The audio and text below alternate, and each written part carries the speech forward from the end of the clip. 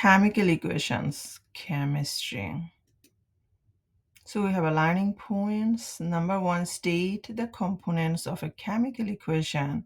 Explain how to balance symbol equation and describe the two types of ionic equation. Hi there, this is Shami here. In this video, I'm going to talk about chemical equation. So what makes up chemical equation?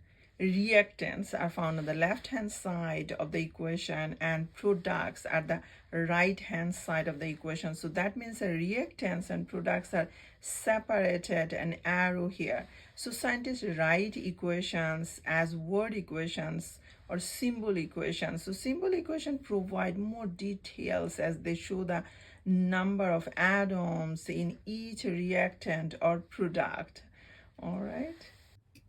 All right, now I'm going to talk about symbol equation. So chemical formula of a compound gives us information about the elements and involved and the number of atoms of these elements. So the little subscript number refer to the element before them. So that means if there is just one atom of an element in the formula, so that means the number one is not written. So if you see here sodium carbonate, so here is a sodium is a 2 atom and carbon is a 1 atom, so we will not mention here, and oxygen here is a 3 atom.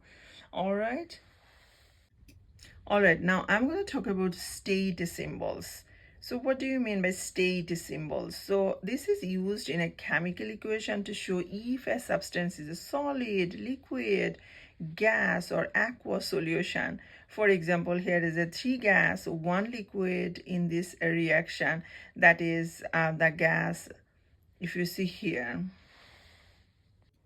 All right, now I'm going to talk about balance equation. In chemical reaction, the atoms in the reactants are rearranged to form the products. So if you see here, atoms cannot be lost or destroyed.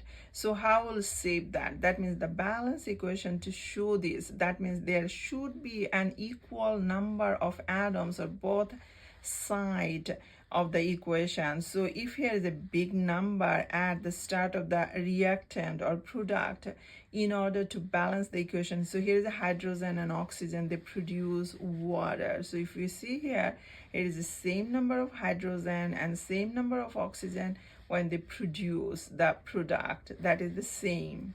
All right.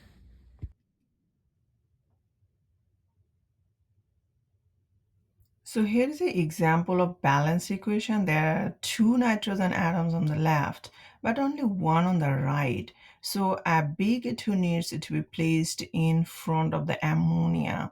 So there are 2 hydrogen atoms on the left, but now that is the 6 hydrogen atoms on the right due to the big 2. So a big 3 needs to be placed in front of the hydrogen. Ionic equations. So ionic equations can react when they are dissolved in water. So that means some ions react, and ions known as spectator ions. What's that? That is spectator ions remain unchanged and not involved in a reaction. So that means 2 types of ionic equations, that one are neutralization, number 2, displacement reaction. So here's a neutralization. What do you mean by neutralization? That is the reaction of an acid, an alkali.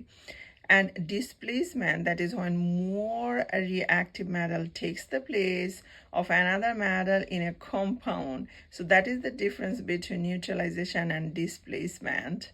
Ionic equations. All right, it's time to review. So number 1 question, how many atoms are there in total in a molecule of calcium carbonate? Balance the chemical equation so there are equal numbers of atoms on both sides. And calcium carbonate in white crystalline substance, which state symbol would you use? What type of reaction is the above reaction? So guys, this is your homework, guys, so you need to practice at home. And thanks for listening, and see you later. Chemical equation, you need to practice. That's the only way you can improve your chemistry. Bye guys, see you later.